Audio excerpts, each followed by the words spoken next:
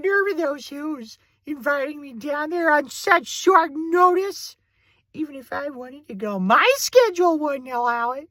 1 o'clock, wallow in self-pity. 4:30, stare into the abyss. 5 o'clock, solve world hunger for llamas. Tell no one. 5:30, stare at Jimmy's mom. 6:30, dinner with Jimmy's mom. I can't cancel that again. 7 o'clock, wrestle with a llama. I'm booked. Well, if I bumped the llamas to 9, I could probably still be done in time to lay in bed and slowly rub my belly and sing, "Nani, nani, nani." Oh, but what would I wear?